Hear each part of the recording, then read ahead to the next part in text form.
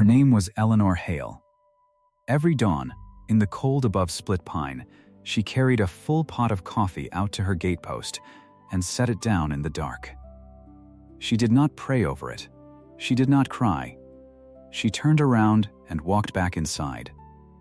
And she had done this every single morning for 2 years. Every dawn, a different rider found it. A stranger off the Georgetown Divide Road. He'd drink it down, set the pot back empty, and ride on. Never a knock, never the same man twice.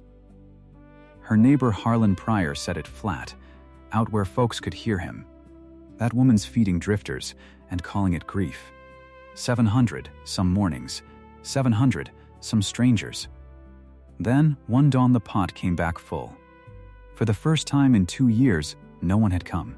And that was the morning everything she thought she was doing turned out to be wrong. If you believe kindness never goes unnoticed, this story is for you. Before we go on, subscribe and comment the town you're watching from tonight. I want to see how far down the road this story travels. Now, let me take you back to the beginning. The Hale place sat high on the divide, where the road ran a thin gray line between Split Pine and Georgetown. It was a homestead, and not much more. A cabin. A henhouse leaning a little to the south. A garden fenced against deer. Eleanor was near 50 then, in the spring of 1873, and she had been a widow for 6 years. She was not the sort of woman folks pitied to her face. She wouldn't have stood for it. She had a straight back and dry eyes and a way of looking at a thing plainly. Her husband was buried under the big pine at the edge of the clearing. She dug part of that grave herself when the men from town were slow to come. Nobody forgot it. She got by. That was the word people used for her. She got by. She kept hens and sold the eggs down in Split Pine. She took in mending, and her stitches were small and even, and men brought her their torn coats through the whole winter. There was a small note against the place, held by the bank in Split Pine. She paid it down a little at a time. She owed no one else a cent, and she meant to keep it that way. She had a son, Thomas. He was 19 when he left. That was the spring of 1871, 2 years before this story truly starts. He was a tall boy, dark-headed, quick to laugh, quicker to promise. Gold was the thing then. Still, the way it had been the thing for 25 years in that country. There was a camp folks talked about, far up in the high diggings. Dead Mule Bar, they called it. A man could go up green and come down rich if the luck ran his way. Most came down with nothing but a cough. But a boy of 19 doesn't hear that part. Thomas told her he'd write. He stood right there by the gate, with his roll on his shoulder and his father's old hat on his head, and he told her he'd send a letter every month. He'd strike it good, he said. He'd come back and pay off the banknote and build her a real house with a real porch. She told him she liked the house she had. He grinned at her and said he'd build her a better one anyway. Then he walked down the road and around the bend, and that was the last she saw of him. 2 years. Not one line. Not one word carried down by a passing man. Nothing, she wrote to the camp herself. Twice, the letters came back the second winter, unopened, stamped by a hand that didn't care. There was no post office at Dead Mule Bar. There was no anything at Dead Mule Bar, folks said, but mud and men and holes in the ground. Now here is a thing you should understand about Eleanor Hale. She did not fall to pieces. That wasn't in her, but a mother's mind will find a door to go through, even a mother as hard-headed as that one, and hers found one in the dark of that second spring. She got to thinking about the road. The road ran right past her gate. It ran up from Split Pine and over the divide, and down toward Georgetown and the high country beyond.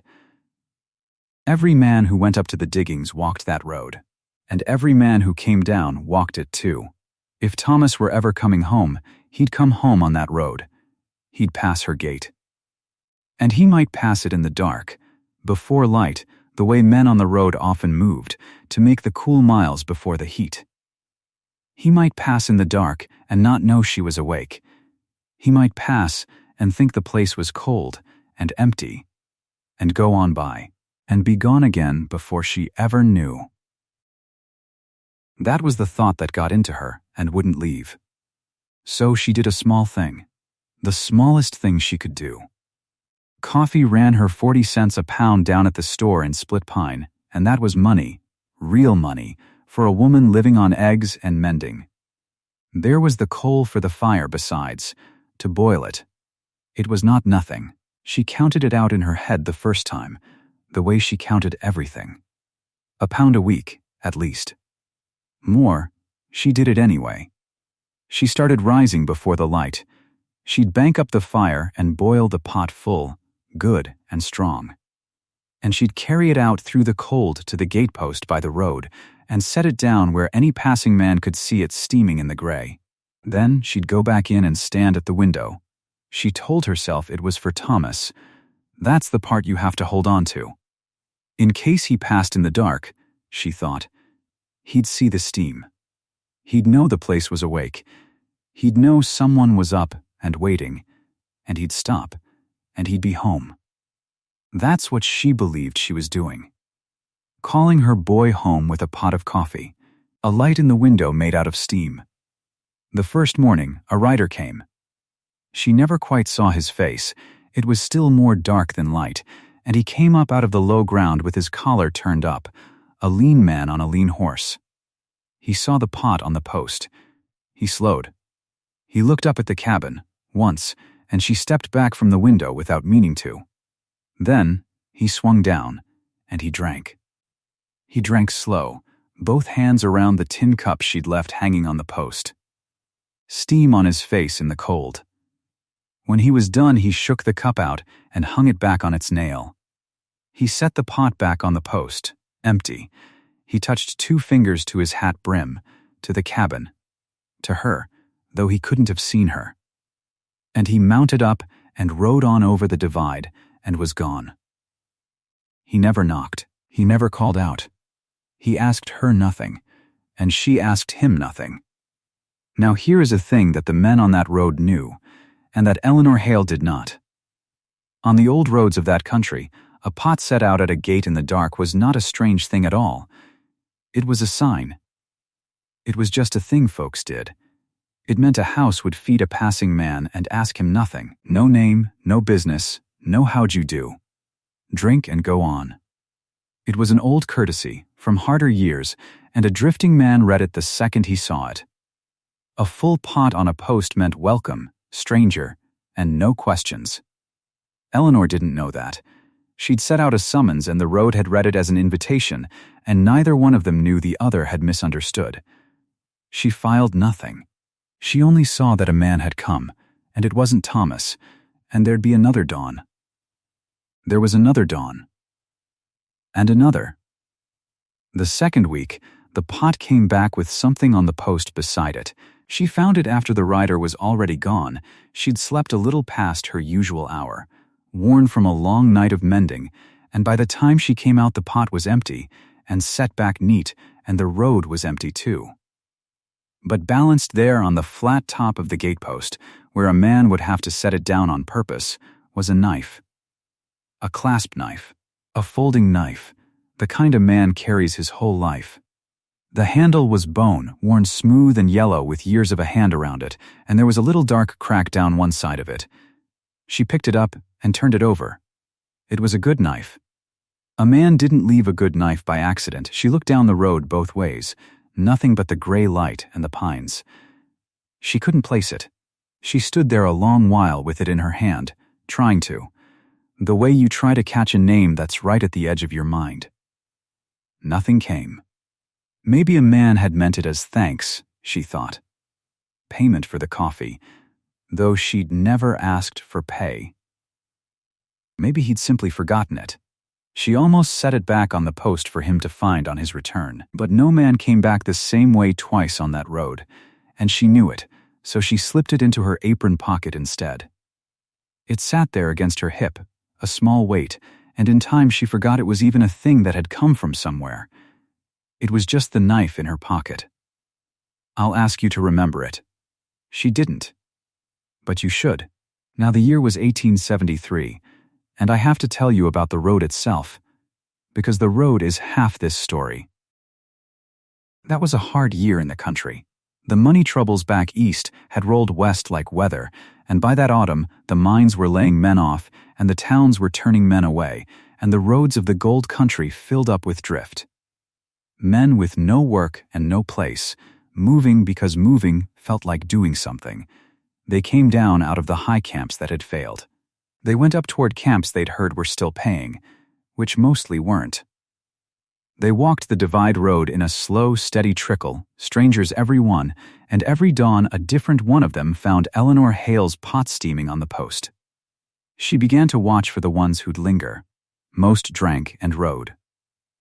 But now and again a man would drink slow, or sit a minute on the horse trough, or nod at her if she came out.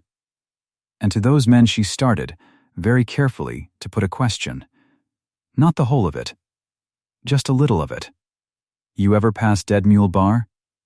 She'd ask it plain, wiping her hands on her apron like it was nothing. Most hadn't. Heard of it, one would say. "Never been up that far," said another. One man thought it had closed. One man thought it never existed. They gave her fragments, and the fragments added up to nothing, and each one rode on over the divide and left her standing there with her question still in her mouth. But she asked it.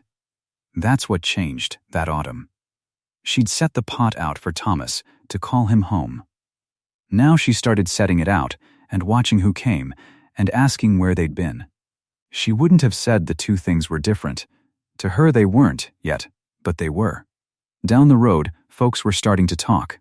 Harlan Pryor had the next place over, toward Split Pine. He was not a cruel man, exactly. He was a worried one. He had a wife and daughters and a herd of goats and a strong dislike of anything he couldn't account for. And what he couldn't account for was the parade of strange men that passed the Hale Gate every single dawn and drank from that pot and rode on. "It ain't right," he told them in town. "It ain't safe. A woman alone up there, feeding every saddle tramp that comes over the hill, half of 'em on the run from something. She's lost her mind with grief over that boy. And one of these mornings, one of them's going to do her harm. And then what?" He'd shake his head. "That woman's feeding drifters and calling it grief." It sounded like sense. That's the thing about it. It sounded like a good neighbor's worry. And the more he said it, the more the folks in Split Pine nodded along, and the more it hardened from worry into something with an edge on it. A grief-mad widow. Dangerous men. Something ought to be done. So Harlan Pryor rode down and carried word to the county. And the county sent a man. His name was Ford Bexley, and he was the constable for that stretch of El Dorado County. He was not a hard man either. That's worth saying. This is a story with no villain in it, only people seeing wrong. Bexley kept the peace, and he kept it lawful, and when a respectable neighbor came to him worried about a lone widow and a road full of strangers, he did what a careful lawman does. He went to see for himself. He rode up before dawn on a cold morning late that autumn, so he'd catch it happening. And he wasn't alone. Word had gone round, and there were 2 or 3 men from Split Pine who rode up with him at a distance to watch. Harlan Pryor was one of them. They sat their horses back down the road, in the pines, where they could see the gate and the cabin in the gray light. Eleanor came out just like always. She didn't know they were there, or if she did, she gave no sign of it, and that was like her. She carried the full pot out through the cold. She set it on the post. She hung the cup on its nail. She looked once down the road, the way she always did. Then she went back inside. Bexley sat and waited. The men in the pines waited. The light came up slow. And a rider came.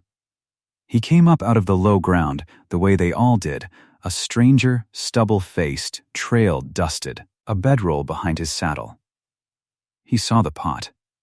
He saw the 4 men sitting their horses down the road watching him, and he went still for a second, the way a careful man does. Then he looked back at the pot, and he must have decided the coffee was worth more than the worry, because he swung down. He drank, both hands round the cup, steam on his face. He drank it down slow and unhurried, a man taking the one warm thing his whole day might hold. When he was done, he rinsed the cup with the last swallow and hung it back on its nail. He set the pot back on the post. Empty. He looked up at the cabin, and he took off his hat to it, took it clean off, not just a touch of the brim, and he put it back on and mounted up and rode on over the divide. He never knocked, he never called out, he asked her nothing, and she never came to the door. Ford Bexley sat there a good while after the man was gone. Then he turned his horse and rode back to where the Split Pine men were waiting in the pines, and Harlan Pryor rode out to meet him, and here it was said, in daylight, the loudest of it, so all of them could hear. "Well," said Pryor, "you saw it. Strangers, every morning. It ain't natural. She's not right in the head, Ford, and it's a danger, and you're the law." Bexley looked back up the road at the cabin, where the smoke was rising thin and straight from the chimney into the cold. He looked a long time. Then he settled his hat. "She's breaking no law, I know," he said. "A woman can set coffee on her own gatepost. A man can drink it if he's offered. There's no crime in it that I can find." He turned his horse. "And I'll tell you true, Harlan, I've drunk worse coffee in worse company than that fellow just now."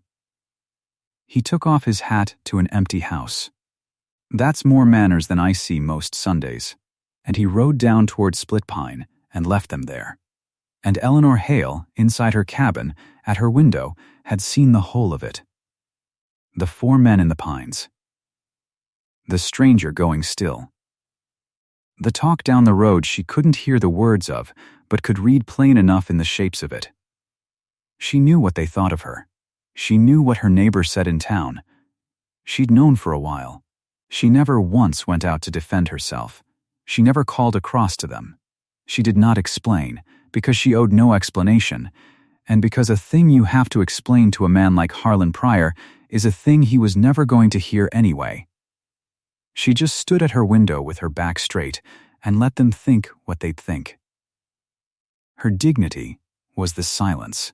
That was the whole of her answer, and it was enough. But something shifted in her after that morning. I want to be careful how I tell it, because it wasn't loud. Eleanor Hale never did a loud thing in her life. It was more like a settling.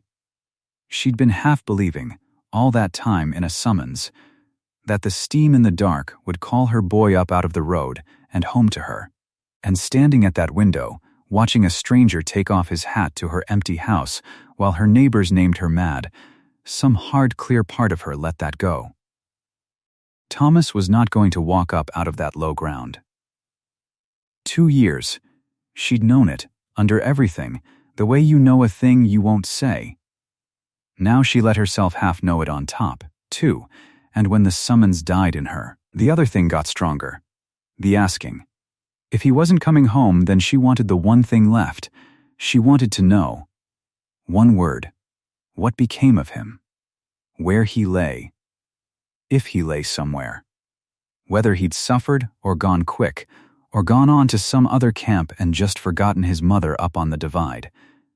Any of it. She'd have taken the worst word there was over the silence, because the silence was the thing that was killing her, slow, one empty dawn at a time. So she began to ask on purpose, not shyly now, not a little bit of the question.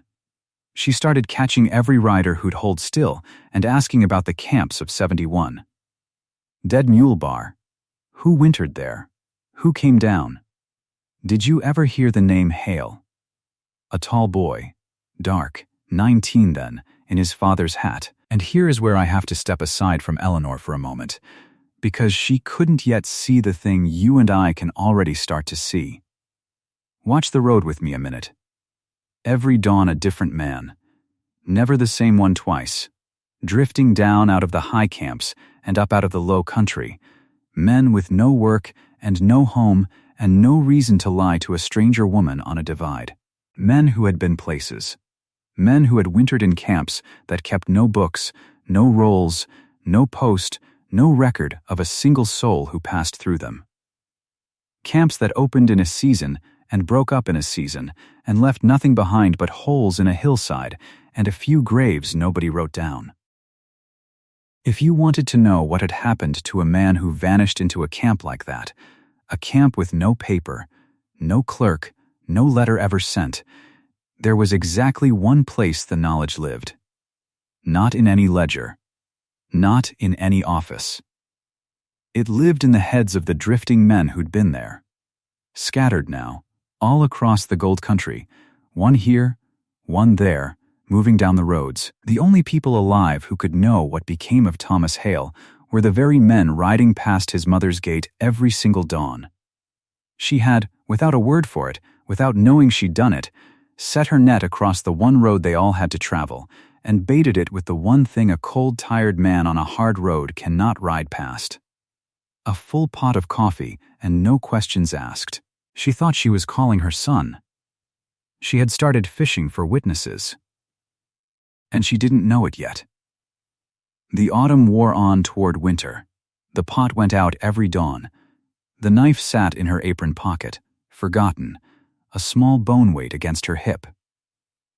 And little by little, asking her question over and over into the cold, Eleanor Hale started to half understand what her own hands had built.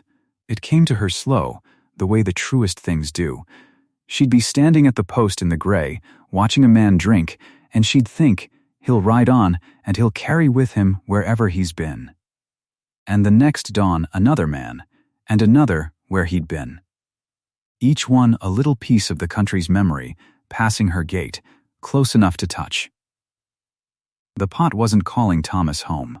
Thomas wasn't coming. The pot was buying something else. It was buying the men to stop. It was buying a minute of a stranger's time, and a minute was long enough to ask, and the answer was the thing she was really after now. The empty pot set back on the post wasn't just courtesy anymore. It was the coin working both ways. She fed them, and in the stopping, some of them might pay her back in the only currency she wanted, what they'd seen, what they knew. One of them, someday, might be a man who'd been there. She didn't say any of this out loud. She'd have felt foolish putting it in words. But she started acting on it, and that's how you knew she'd understood. That winter, on a hard cold morning with frost on the post, she carried something new out to the gate. A plank, an old bench plank she'd had propping up the henhouse wall. She set it down flat on 2 rounds of stump wood, right there by the gate, in reach of the pot. A place to sit. Then she started setting the pot out earlier, in the deep dark before the very first light, when a rider would be coldest and most glad to stop. And when a man drank now, if he was the sort who'd linger, she came out. She didn't hover, and she didn't pry. She just came and sat on the far end of that plank in the cold, with her hands folded in her apron, and she let him warm up, and she asked her few quiet questions, and she listened to whatever he'd give. Most gave her little. A man drinks his coffee, and he's got miles to make, but she'd built a place now. Do you see what she'd built?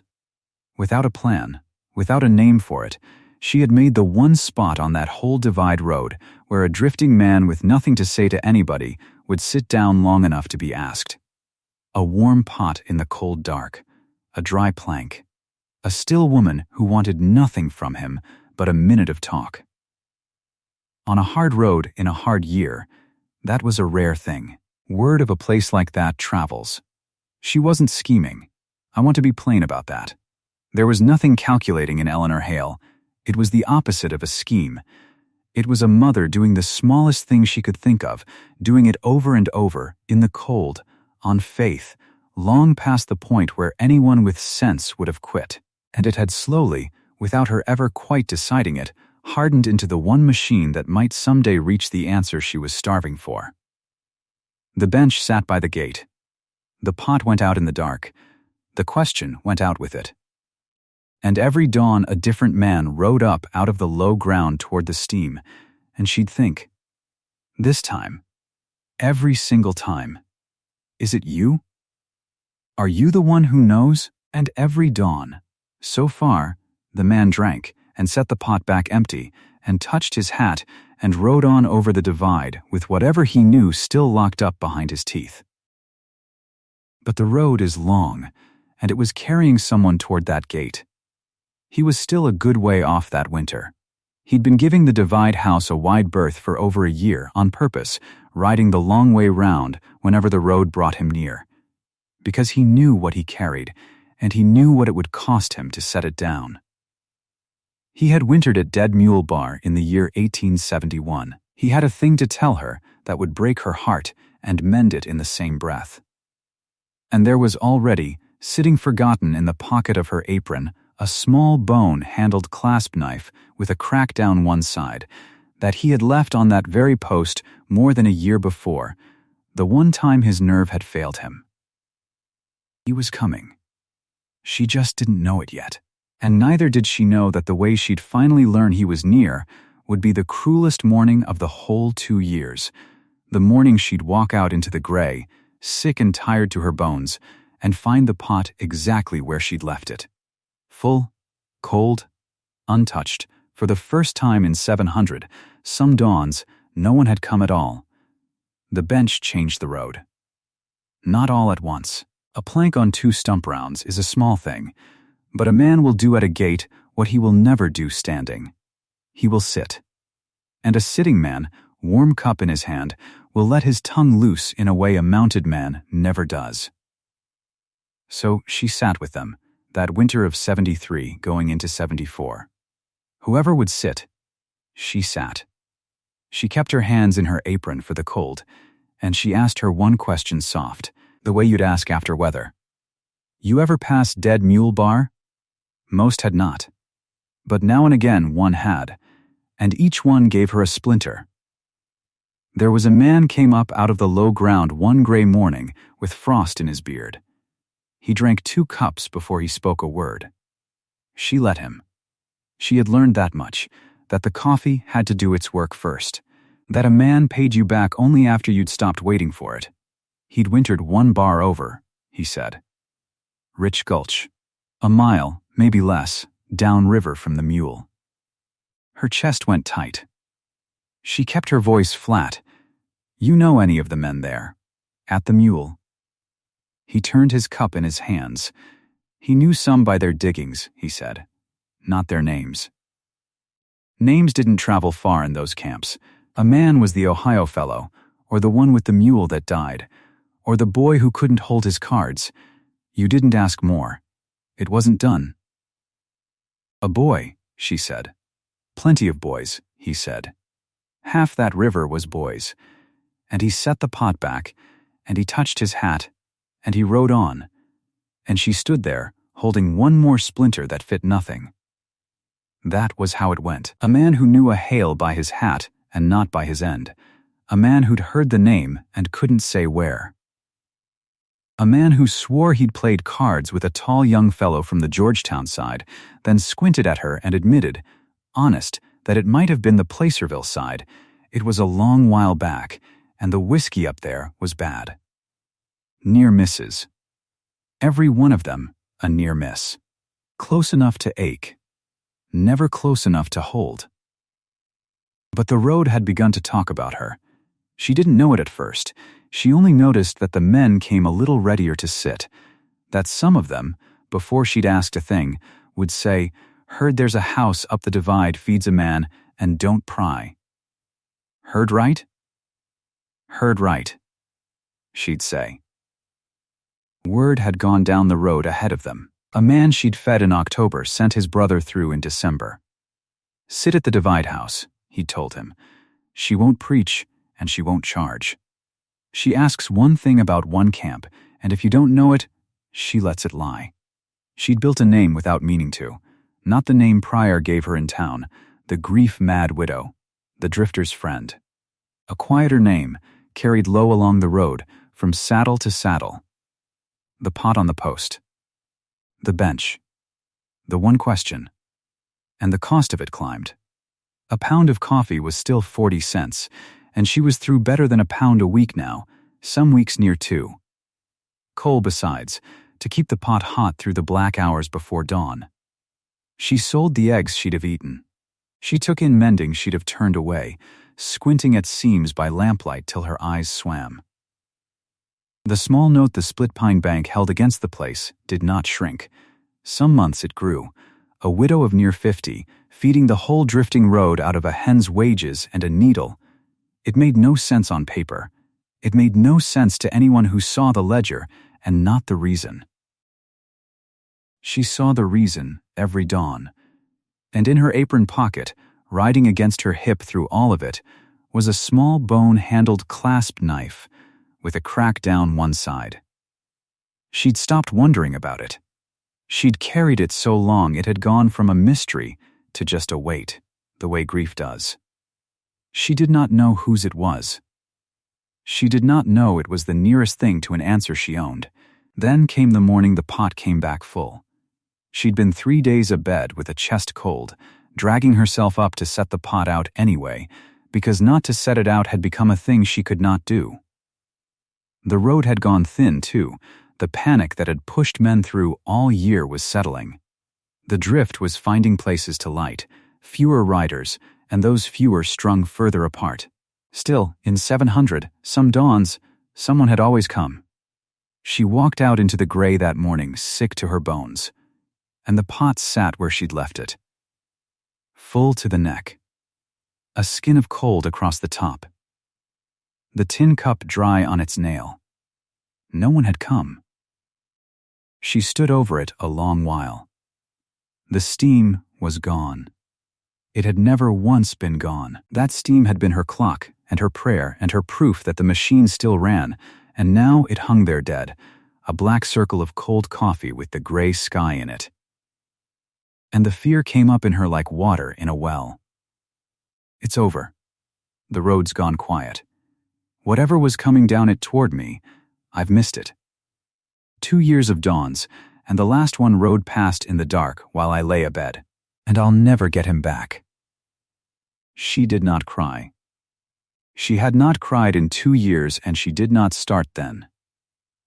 She poured the cold coffee out on the frozen ground, and she washed the pot, and she went back in, because there was nothing else in the whole world to do. She set it out again the next dawn. Out of habit.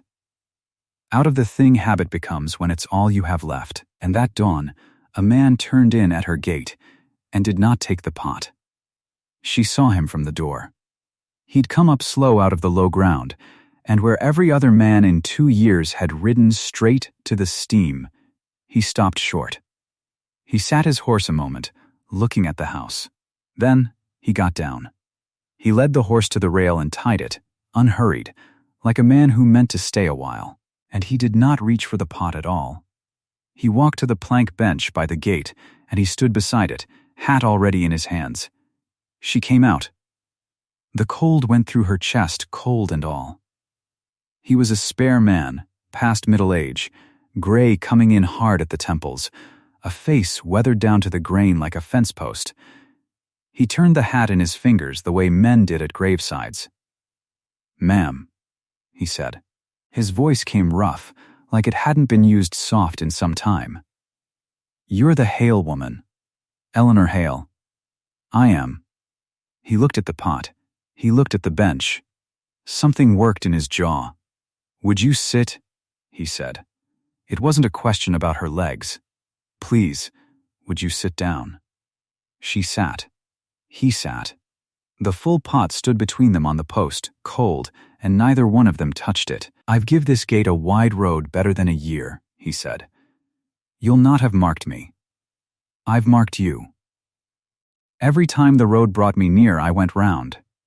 He turned the hat. Amos Doss. "I wintered the Dead Mule Bar in the year 1871. The cold left her. Everything left her but that. She did not grab him. She did not weep.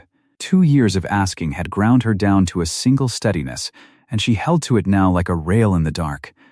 Her hands stayed in her apron. One of them, without her willing it, had closed around the little knife. "You knew him," she said. Thomas Hale. I knew him, Amos said.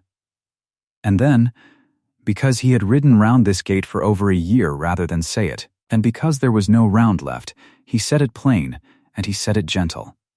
The fever took him, he said. The mountain fever. That first winter, before the spring ever come. It went through the low camps that year, and it took the young ones worst, the strong ones, quick, a chill, then the shakes, then 3 days and gone. It wasn't the water, and it wasn't a fight, and it wasn't any hard thing, ma'am. It was quick. He wasn't but sick a few days, and then he was easy. She sat with it. The gray light. The cold pot. The knife in her fist. There was 3 of us wintering the bar by then, Amos said.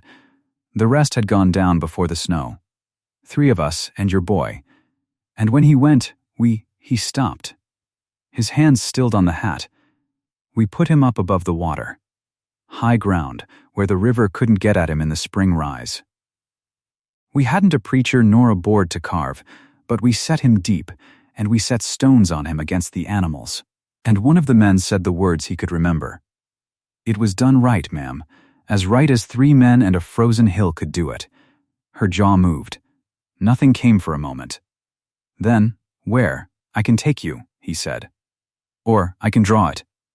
It's above the second bend, the north bank, under a lightning-split pine you can see from the water. I've carried the picture of it 2 years. I can put it on paper so you'd find it in the dark. And that was the thing she had bought.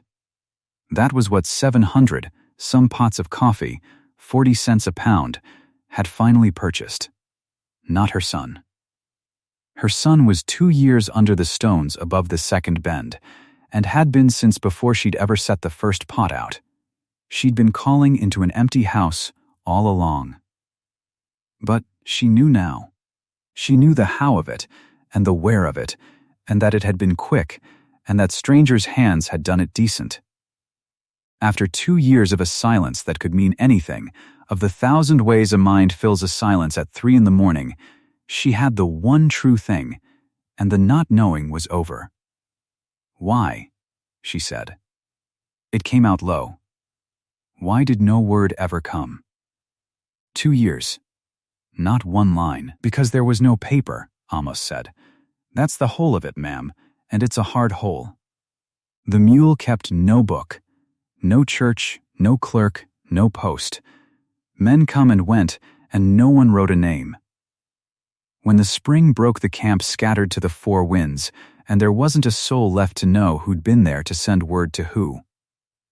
He looked at her. Your boy didn't die forgotten. He died where forgetting was the only trade the place had. There's a difference, though I know it don't feel like one. Then he looked down at her hands, at the fist in her apron, and she felt him see it. Slow, she drew it out, the bone-handled clasp knife, the handle worn yellow and smooth, the crack down the one side. She held it in her open palm between them, and she saw his face change. Saw 2 years go across it. That's mine, he said. Then, softer, that was mine. I left it here. She could not speak. Better than a year back, he said. I come up the road one dawn, not knowing whose gate it was. There was a pot on the post, so I stopped, the way you do. And a woman come to the door, and I asked her, idle, was this the Hale place? And she said it was. He turned the hat over once, and I knew. Standing right there, I knew who you was, and what I was carrying, and I knew I ought to walk up and set it down for you. And my nerve, he shook his head. My nerve just quit. I couldn't make my mouth do it. To stand in front of the mother and say the boy's in the ground. I couldn't. So he'd taken the one thing of Thomas's he still had, the clasp knife the boy had carried, that Amos had kept when the camp scattered, meaning to get it home someday and never finding the road to it. And he'd set it on her post in the dark, and he'd ridden off before she woke, and he'd told himself the silence was a mercy. I thought staying quiet spared you, he said. A man tells himself that. It's easier to carry a thing than to hand it over and watch it land. So I carried it. And I give your gate a wide berth better than a year, so I'd not have to feel it. Then why now? She said. Because the road talks, he said. And a few days back it come down the line that the pot at the Divide house had sat full. Untouched. First time anybody could recall. And I knew what that meant. He met her eyes. It meant you were near done. It meant if I waited on my nerve any longer you might stop before you ever knew, and go to your own grave thinking he'd left you a purpose, and never sent a line out of meanness or forgetting. And I couldn't have that on me. So I turned my horse around. And there it was, laid out whole between them on the cold morning, the thing she'd built and never once seen the true shape of from inside it. She'd thought she was calling her boy home. Every dark dawn, the steam going up like a flag over the Divide. Come home, Thomas. The door's open, the pot's on. A summons. A mother's summons up the empty road. It had never been a summons. It had been a market. She had built, out of nothing but coffee and cold and a stubbornness that near broke her, the one place on that whole road where a man with a terrible thing to carry and no way to say it, it would sit down long enough to set it down. The pot didn't call her son. The pot bought his story back, one dawn at a time. And the empty pot sat so careful on the post morning after morning. That had been the road paying her. Honest coin. The only coin the road had. A man drank, and if he owed her nothing he set the pot back empty and rode on, square, and a man who owed her everything had ridden round her gate a year because he could not make himself pay. She had not been signaling to a dead boy above the second bend. She'd been holding a door open for a living stranger, and it was the stranger, not the son, who finally answered. The permission had done what the summons never could. She looked at the knife in her hand a long time. Then she closed her fingers on it, and she asked Amos Doss would he take a cup of coffee. It was cold, she said, but she could warm it. He said he would, and she poured it, and they drank it there on the bench in the gray, the two of them, the way the road had always meant the pot to be drunk. The town heard it inside the week. The road saw to that, same as it had seen to everything. Harlan Pryor heard it at the feed store in Split Pine. Heard the whole of it, the man who wintered the mule, the fever, the grave above the second bend, the knife on the post. Heard what the grief-mad widow's foolishness had really been. And Harlan Pryor, who had spat it so plain in daylight, who had carried her name to the county like a live coal, Harlan Pryor stood there with his hand on a sack of oats and found he had not one word in him. He'd built a whole judgment 2 years high, and it came down all at once and left him nothing to say. He paid for his oats. He went home. He never said the word grief-mad again, to anyone, ever, and Ford Bexley heard it too. The constable who'd ridden out expecting a problem to solve and found a woman breaking no law and drunk her coffee and let her be. He heard the rest of it now, what the coffee had been for all along. And the next time the county road carried him up over the Divide, he slowed his horse coming level with her gate. She was in the yard. He didn't speak. He wouldn't have known the words. He just took off his hat to her. In the open, in the daylight, where the same neighbors who'd watched him ride out to judge her 2 years back could watch him bare his head to her now. She'd never once defended herself. Not to Pryor, not to Bexley, not to the pines she knew were watching. Her whole answer had been the silence, and the pot going out in the dark, and the door held open.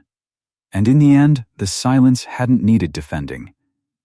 Reality had come up the road and stood witness for her better than any word she could have said. She buried the knife with a marker up above the second bend, that spring. Amos Doss drew her the map, and it was true.